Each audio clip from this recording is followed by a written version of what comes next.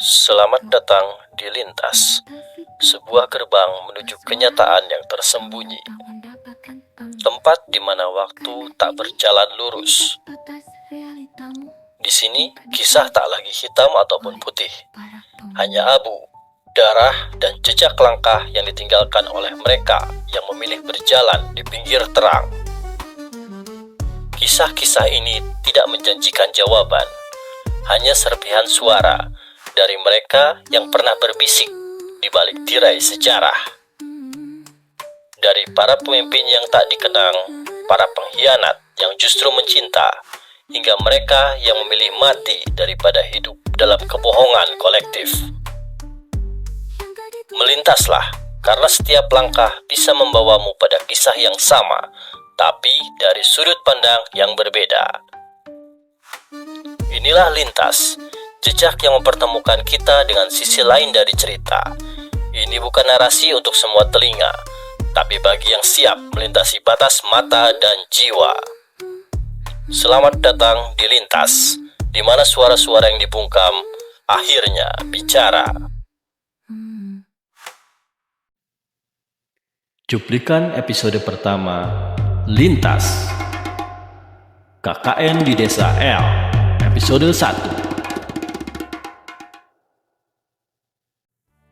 Jadi kisah ini bermula di tahun 2008 saat 12 orang mahasiswa dan mahasiswi mendapatkan lokasi KKN di Desa L, sebuah desa yang masih asri di bagian timur setelah Kota Bandung. Nah, seperti kegiatan KKN pada umumnya, mereka bersosialisasi dengan warga, mengajar di sekolah, dan melakukan program-program kerjanya hingga membuat malam puncak di tanggal 17 Agustus. Bikin kayak semacam event itu bareng-bareng sama warga. Salah satu program mereka adalah pemberdayaan Karang Taruna menggunakan aset lokal. Nah, waktu itu serambut gondrong menunjuk bambu-bambu yang berjumlah ribuan di hutan tepi desa mereka. Lihat, bambu-bambu ini kan bisa jadi asbak, gelas, atau karinding. Kalau pemasaran, gampang lah biar kami bantu.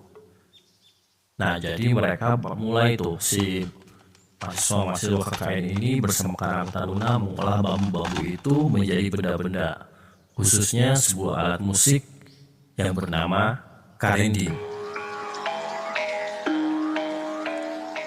Pada saat itu, mereka merasa sudah membantu desa untuk menjadi lebih baik. Tapi tanpa sadar sebenarnya mereka sedang mengukir malapetaka di desa itu bagi diri mereka sendiri. Teror demi teror mereka lalui hingga pada puncaknya membuat mereka kehilangan ingatannya.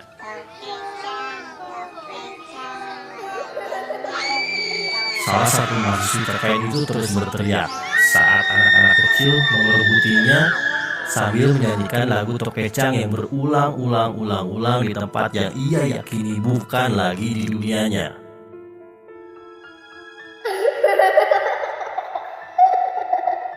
Datanglah dan pulanglah dengan apa yang kau bawa. Percayalah, kelak kalian pasti akan pulang lagi ke sini, kata Mbah Hano kepada anak-anak KKN itu. Sementara itu di awal tahun 2025, Andre, Adam, Eki, dan Maya, 4 orang mahasiswa-mahasiswi KKN yang telah dewasa, berencana untuk mengumpulkan teman-teman masa lalunya untuk kembali ke Desa L, untuk menyelesaikan apapun yang terjadi di sana dan mengambil ingatan mereka yang hilang. Selamat datang di Desa L.